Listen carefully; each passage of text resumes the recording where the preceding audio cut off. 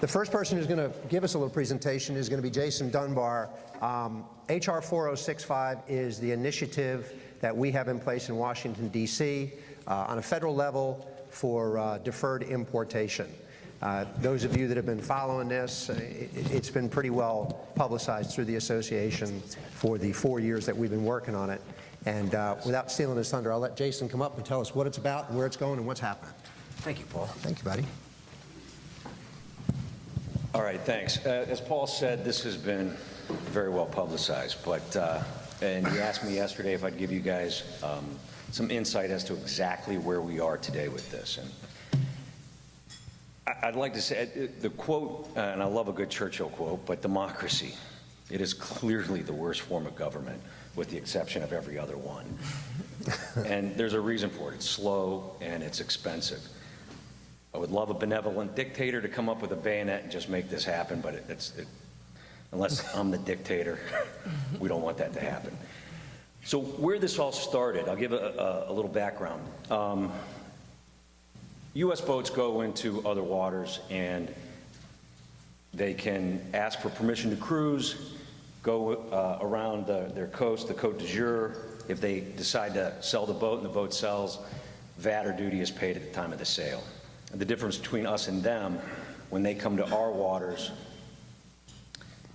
they cannot, and they ask for a cruising license, they can cruise, but they cannot sell to U.S. residents while in U.S. waters unless they pay an estimated amount of what that boat may or may not sell for, and that's been a deterrent. So about 4 years ago, and thousands of volunteer hours, we endeavored to change that and level the playing field. And as many of you know, last year, I don't know when last year, but Representative Lois Frankel and co-sponsored by Representative Yohu of Florida introduced House Resolution 4065. And I would encourage everyone to go onto your phone and go to your web browser and just type in congress.gov. Great website. When you go there, there's a search browser. And in the search browser, type in HR 4065. It will explain exactly where the bill generated, who the sponsors are, and we have quite a few sponsors. It will tell you which committee it came out of, and it will tell you a summary of the bill, which basically is what the bill does when someone comes into the United States and wants to get a cruising permit, they will be able to offer their boat for sale. And when the boat does sell, within 15 days, duty would have to be paid. Now, that's how we got here and where we are today. And I think this is kind of what Paul wants and the rest of the board wants you to know. We asked for a meeting with Customs and Border Patrol, Customs and Border Protection, several months ago because they were becoming an impediment to this bill passing. They had went to Ways and Means Committee and said that we're not comfortable with this. So we asked the legislative branch to get the meeting, and that's where we learned that the executive branch doesn't have to listen to the legislative branch. They are completely separate. And then we had to regroup and figure out, well, what do we do? So we hired Jennifer Diaz, a trade attorney. We solicited a meeting. And we have that meeting now after months and of requests and the proper channels. On October 26th at 11 o'clock on L Street in Washington, D.C., on the 12th floor of the Office of Trade for Customs and Border Patrol, we're going to meet with the Executive Assistant Commissioner, Brenda Smith, and she's invited 14 of her attorneys and advisors to sit down and talk with us about this. She's given us an hour, and we're going to bring David and Jennifer Diaz. And Jennifer. And Jennifer Diaz and Gary Smith and myself. And we are going to take our pitch, and if we don't expect them to endorse it, but we hope that they won't be an impediment. And if that is the case, as yesterday, about 3 o'clock, I was on the phone with Representative Frankel's office, They are anxious to put this bill in a larger package, like an omnibus bill. And as long as that executive branch does not create a deterrent, then if this does end up on the president's desk in this 114th Congress, we have a good chance at leveling the playing field, and that is our goal. I guess the only thing I could tell you is stay tuned. I'll let you know where we go from here. And I'll wrap this up by making one plug. There's a lot of very smart people in this room, and as I mentioned earlier, that this took a lot of time, volunteer time. And it is an incredible experience to go up into Congress and knock on the doors and sit down with a representative that, and I know you're not going to believe this, but they tend to be pretty smart people. And every day there's a line of people at their door asking them for something, selling something about, this is what you need to do for us. And they got to weed through this to find out what really does need to be done. If you want to experience that, and I encourage it, it'll reinvigorate invigorate your love of democracy to see this happen and see how it works.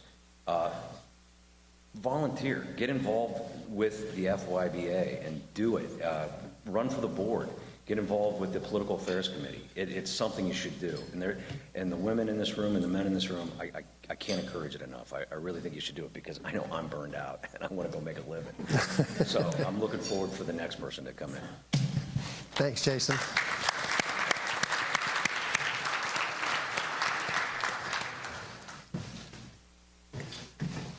Do we have any questions from the audience with regard to 4065 that Jason maybe could handle for anybody?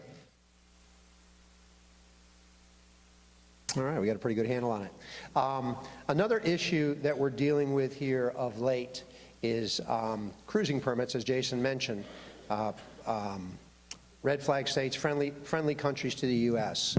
When vessels have that flag and they want to come and cruise our waters, they have to clear in through customs and they have to be issued a cruising permit. And on the bottom of the cruising permit, as Jason mentioned, it says that you can't offer the vessel for sale to U.S. residents while in U.S. waters. We've had a bit of a hiccup here in the Fort Lauderdale and Miami offices with regard to the issuance of cruising permits. It's become a big challenge. FYBA has taken up the charge, along with MISF, in order to be able to smooth these wrinkles out so that our clients and our brokers can continue to cruise the waters here and to try to do business here. Cindy Saylor's been on point with this issue. She's been keeping an eye on it and herding all the cats to try to make this problem go away and get it squared away. So I'm going to let Cindy come up and talk to us about where we are with that, what happened, and where we're going with it.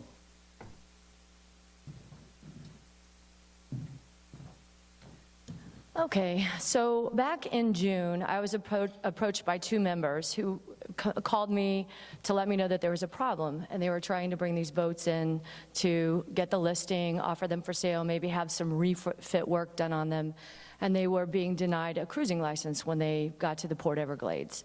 So we kind of marshaled our resources. We got together with the U.S. Super Yacht Association, with the customs brokers, both Steel Reader, Jay Reynolds, and Michelle from Vandegrift, and put a meeting and the MISF as well, and put a meeting together over at the CBP office in Port Everglades to kind of just brainstorm and find out why now, why are you suddenly interpreting the law differently, what's happened, have there been any infractions or anything like that.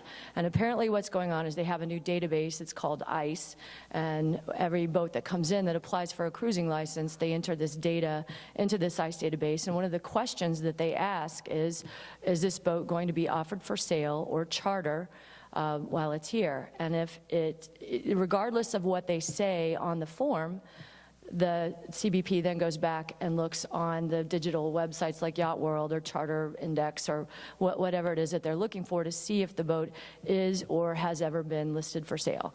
And we know that even though the boat may not be listed for sale, sometimes that's an inexact science, and oftentimes the listings are still there or they're still able to pull it up. So they immediately use that as a reason to not issue that cruising license because of this interpretation of what trade means. Now, we've had several rulings over the years by many, many very, very brilliant attorneys who have fought our case and has been able to persuade the CBP to look the other way, or to, understand that this is just a part of trade, because their mission statement is to enforce without inhibiting trade really severely. And in this case, they've kind of taken it a little bit too far. So by virtue of hiring Jennifer Diaz, who's also working with us on 4065, and David Moss, we're in discussions with the CBP. In fact, they flew to Washington, D.C., I think, 2 weeks ago, I believe, 3 weeks ago, to kind of discuss mano a mano how this is affecting our trade, because more and more we're having people either decide not to list their boat with a Florida broker because it would be easier to take it to Annapolis or Long Island or wherever where they can get the work done without an impediment, and or they are just opting to delay listing the boat with our members. So it's becoming more of an issue, but the CBP, as Jason said, doesn't move quickly. And so we are at a point right now where they're getting their attorneys involved. They're trying to discuss the legalities of what it is that they're doing, and they've promised to get back to us. I think it was February is what they're saying. February, sometime between February and April. So in the meantime, what they're offering as a concession, if your boats are not given a cruising license, they're saying that if you do want to bring it into the waters, like let's say for the boat show or something along those lines, you can get a permission to proceed, which isn't an elegant option because you have to submit your documentation, and people aren't really as agile as they'd like to be. But you can get a permission to proceed and continue into the waters, but it's just a little bit more of a hassle, a little bit more paperwork. They will have a CBP on hand at the boat show to help process the paperwork, so that when you're also ready to leave the boat show, you'll be able to go get your paperwork back quickly and process through. But unfortunately, we don't have a good answer for you right now. I mean, we're working on it. The MISF, USSA, ourselves, everybody is really all hands on deck about this right now, and it's the first time that we've had this kind of coalition of associations work together to get it done, and we're doing everything that we can, but that's kind of the update, if you will. So do you guys have any questions about what we're doing or where we are? No? Okay. Okay.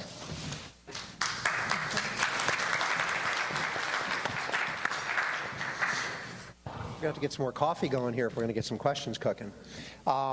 With any good effort, you need a good cleanup batter. David Moss has been incredibly helpful to us on a wide variety of legal fronts at FYBA. We can always call on Rob. Rob has been incredibly generous with his time and his support of the association. He's helped me and the forms committee significantly with rebuilding the forms that you all use now to structure our deals. And David's the go-to guy now. We call Rob, and Rob puts David on the phone with us, and David is amazingly helpful, amazingly knowledgeable. The depth of his experience for a young man is really astounding. So I'm going to bring David up. David's going to talk to us about the concept of force majeure. As I mentioned, maybe 3 other words in French. And he's also going to talk to us about U.S. Coast Guard regulations and what goes on with tonnage and certified vessels. David Moss.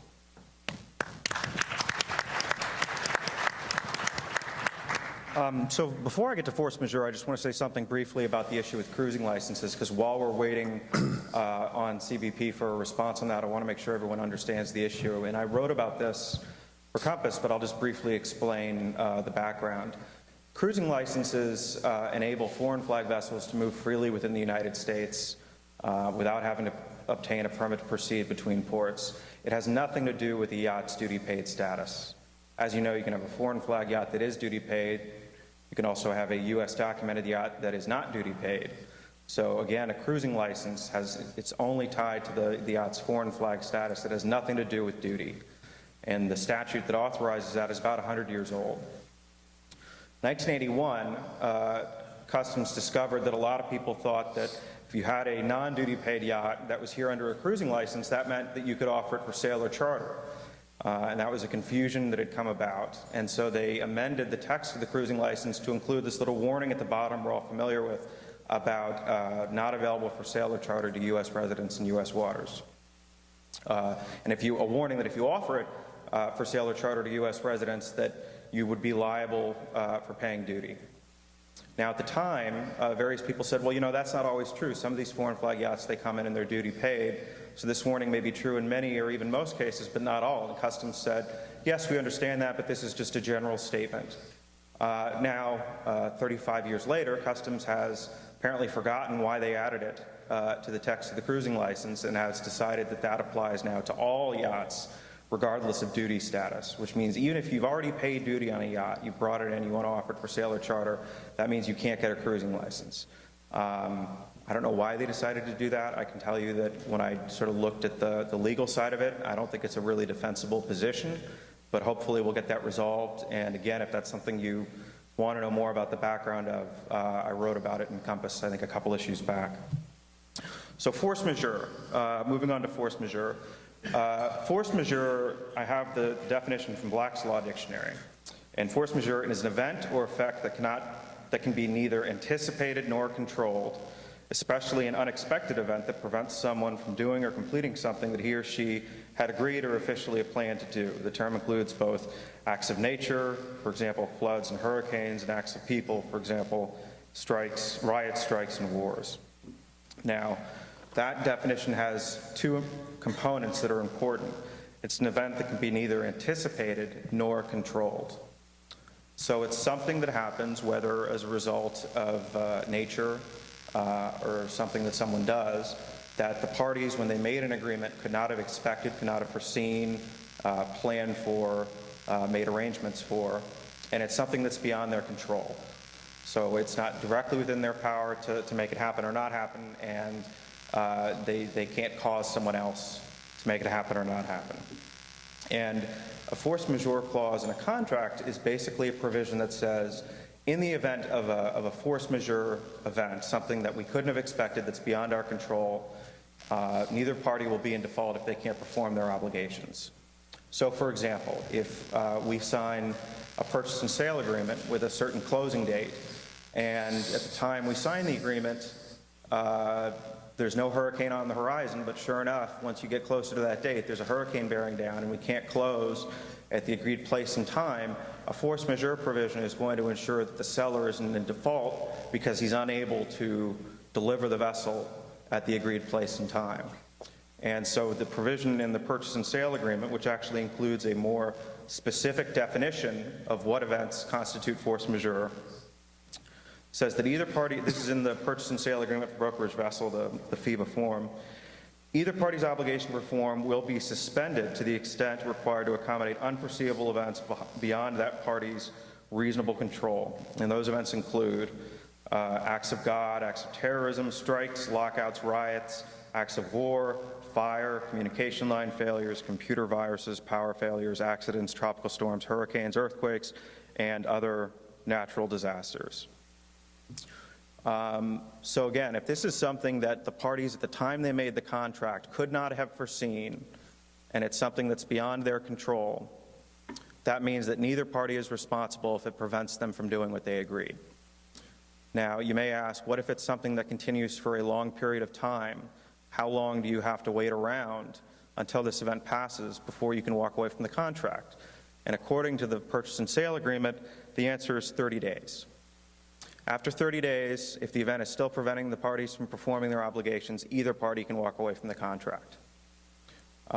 We see these in purchase and sale agreements, these provisions. We see these in charter agreements.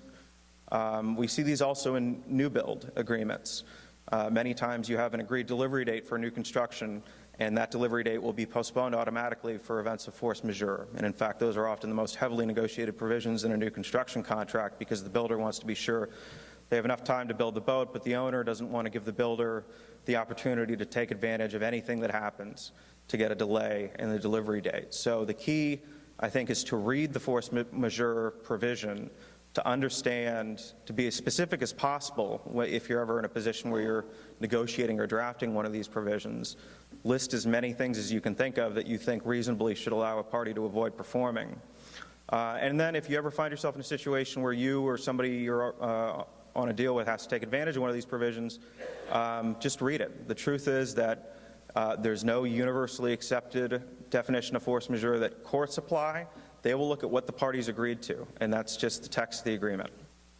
So I'm also going to talk briefly about an issue with the Coast Guard, but before I do, does anyone have any questions about force majeure?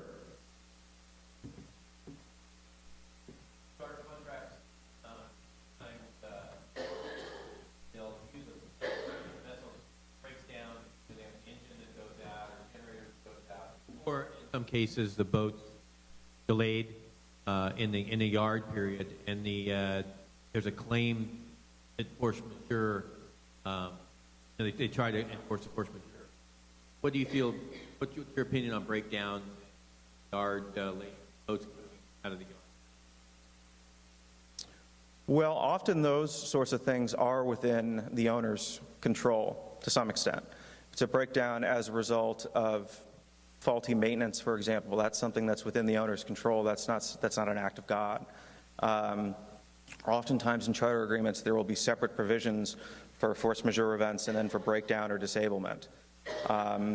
If something happened to the vessel, whether it's a result of the owner's failure to maintain or negligent operation by the captain, I generally think that would not constitute a force majeure event because that is something that's within the owner's control directly or indirectly. So depending on the exact circumstances, if the boat is in the yard, for example, and because of the negligence of the yard, the boat's damaged. Wasn't the owner's fault, nothing they did, but the boat was damaged. Or the boat's in the yard and it's damaged by a fire or something like that. That probably would constitute force majeure because, again, that's beyond the owner's control. But if it's just the owner's failure to maintain that results in a disablement, the charter would have a good argument that that is not force majeure because it's something the owner could control. So that's the key, is whether the owner or whether anyone who's trying to take advantage of a force majeure provision, it was within their control. Questions? Given that the U.S. is a secular state, how does it define the term act of God? Acts of God, it's actually, I think it's more of an insurance term. You see it in many marine insurance policies, and it's sort of a legal term of art that means generally natural disasters, something for which individuals aren't responsible. Since these are private contracts, there's not an establishment clause issue, but generally, I mean, it's a term of art. It comes from marine insurance, and it generally means natural disasters and other things that are beyond the control of individuals. Yeah, Bruce brought up an interesting point earlier about this maintenance, and you mentioned it as well, because we had a charter cancel recently. The charter boat was provisioned on its way to Nassau, and just as they were leaving the port, they noticed some water in the engine room. And it was a through-hole fitting. So the crux is now that'll be litigated is whether or not something like that is something that should have been recognized as normal maintenance, so oversight of normal maintenance and all that. So we have a question over here, I think. Yeah. Going off of Bruce's question with the boat in the yard, from an insurance perspective, let's say that yacht in the shipyard is an actual total loss, whether it's an act of God, a hurricane, or a fire, or whatever. Is there any circumstance that a yacht broker is entitled to their commission on a total loss insurance claim? Well, I mean, that really depends on whether or not they'd be entitled to commission depends on the terms of the listing agreement or the agency agreement. I don't know that they would have a claim directly on the proceeds of insurance, but they might have a claim against the owner for their commission. Sure. But I don't know that they would be able to, they couldn't go directly to the insurance company and say, I'm owed this, pay me directly from the proceeds of insurance. Especially under the IYBA contract, there are provisions for liquidated damages if force majeure can't be established, and that can be pretty expensive to the owner of the boat, depending on the date of the cancellation. How many charter brokers do we have in the room here today? I know you've all had to deal with your force majeure at one point or another. Questions? Anybody? Right here. Or does somebody? Right. In a situation like we had recently with Matthew coming through, if you had a closing that was due, and of course the storm was here, so nothing was really happening, the banks were closed, But if the buyer wasn't going to actually take possession or pick up the boat, even though the closing was, say, Thursday, but they were going to pick it up this week, would that affect the force majeure? Would that come into play, even though they're not actually physically picking up the boat for a few days later? Or how would that? The key is that there has to be a causal connection between the force majeure event and the party's failure to perform. And that could be physical delivery, it could be their ability to pay, it could be anything that prevents them from performing their obligations under the agreement. And if the banks are closed because there's a storm, he can't get his money, and assuming that, at the time they made the contract, the storm wasn't bearing down, so it was unforeseeable, then that could be a force majeure event. And there just has to be a causal connection between the event and the failure to perform. And again, it doesn't matter which obligation it is under the agreement that they can't perform, it's just that they can't do what they agreed. Any other questions? Michael Root. Guess we should thank Matthew for having all these great questions on force majeure for us, huh? Just going back, if it's okay, going back to CBP and cruising permit and stuff, I think it's important for everyone to know a couple of things. First of all, what CBP has done sucks. It's not great. It's an impediment. But it doesn't stop us from doing our jobs. The whole thing of, Cindy, what did you call it? Permission to proceed. You have to surrender the document, and every time you move, you got to ask permission, but you can move. It doesn't stop you from doing stuff. It's a pain in the neck, and the other thing is it's very geographic to here. As a matter of fact, Palm Beach, from what I understood from some of the ship agents or yacht agents, that certainly New England, no other place except our fortunate Port Everglades and maybe Miami is really applying this. So it's a setback, it's a pain in the neck, but it's something you can generally work around. And Cindy received the 2 calls of brokers, or as a yacht manager, we have the problem of clearing boats in, and when they fill out that form and say they charter, bam, it instantly becomes a problem. So there is a workaround. Certainly owners are not being encouraged to pay duty, that's for sure. Any other questions here? Okay, so if I could just say briefly the issue about Coast Guard. Let's just take a second. You may remember last November the Coast Guard released a policy letter regarding yachts above 300 gross tons. They were going to be asking for new documents. The problem is that if a yacht is above 300 gross tons under U.S. law, it's supposed to be inspected either under the Coast Guard regulations or by the flag state. The problem is that if it's under 500 gross tons, it doesn't fall under SOLAS, which means flag states generally will not issue the certificates that Coast Guard is asking for. My understanding from talking to some managers is that if you have a yacht between 300 and 500 gross tons and you ask for a safety equipment certificate, which is a SOLAS certificate, is generally only issued for yachts greater than 500 gross tons, they will issue it. Flag states will issue it and Coast Guard will accept it. So if you have a client who's in that position of having a yacht, foreign flag yacht between 300 and 500 gross tons, Coast Guard will ask for evidence that it complies with safety requirements, but ask the flag state to issue a safety equipment certificate, and they are doing that. All right, thanks.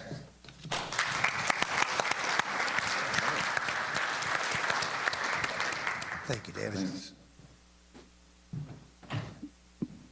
That's going to conclude our breaking news, unless there are any other questions anyone has for any of the panelists on either of the 3 topics that were discussed. That's all of it. Sorry, we don't have 3 more French words for you to learn. Thank you very much. Thanks, guys.